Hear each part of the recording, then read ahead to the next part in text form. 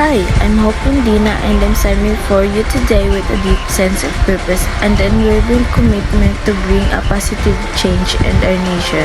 It is with a humility and gratitude to announce my candidacy for the office of President. Are you ready to lead and love by me? Leadership is desired to live and serve.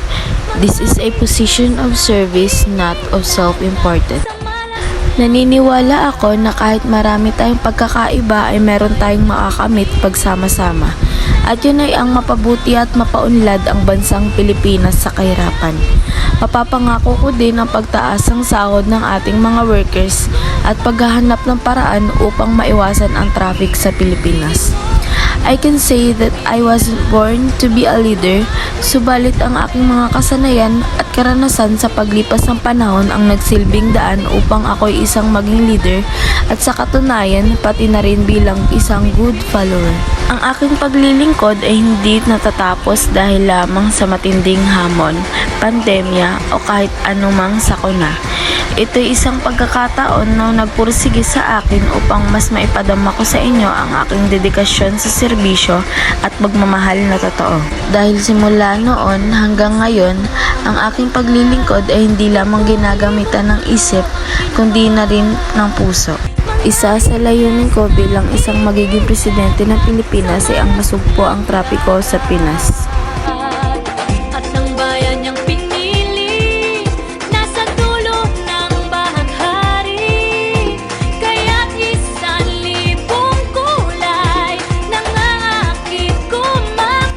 Hangarin ko rin na makapag-aral ang lahat ng batang nasa lansangan at walang kakayahang makapag-aral sa pribadong paaralan. Ipapaayos natin ang mga lumang paaralan at mga klaseng na may sira upang magamit nila ng maayos. Ang pampublikong paaralan ay para sa lahat, para sa batang kailangan ng tulong.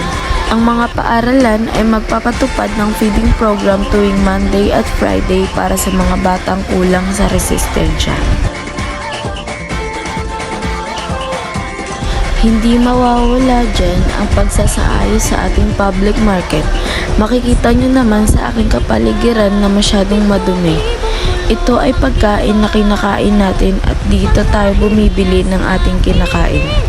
Ito ay papatayuan natin ng mas maayos na pwesto, may bubong at mas malinis, mura ang renta at hindi magiging mainit. Lahat ay maaaring magbenta rito. Lahat magkakaroon ng negosyo.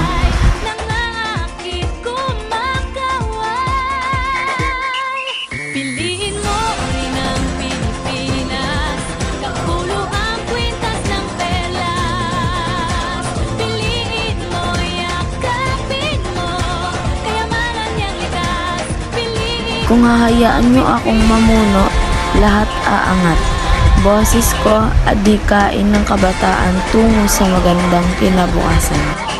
Magkaisa tayo para sa ating bansa. Pagkakaisa para sa lahat. Pagkakaisa para sa pamilya. Pagkakaisa para sa mapayapang bansa. Napakahalaga ng pagkakaisa. Dahil kung wala tayo nito, ay wala tayo dito ngayon. Binubuo tayo ng pagkakaisa. Maraming bagay ang sumisira, ngunit andito pa rin tayo ngayon, matatag at taas noong may dignidad. Boses nyo, laban ko. Ito ang unang beses na tatakbo ako bilang isang presidente. Ayoko kayo biguin. Ako ay may isang salita. Kung ako man ay hayaan yung mamuno o maupo sa taas, sinisigurado kong lahat yan ay matutupad. Hindi lamang ito salita. Hayaan niyo akong patunayan sa inyo ang aking sarili at sa ating mamamayang Pilipino.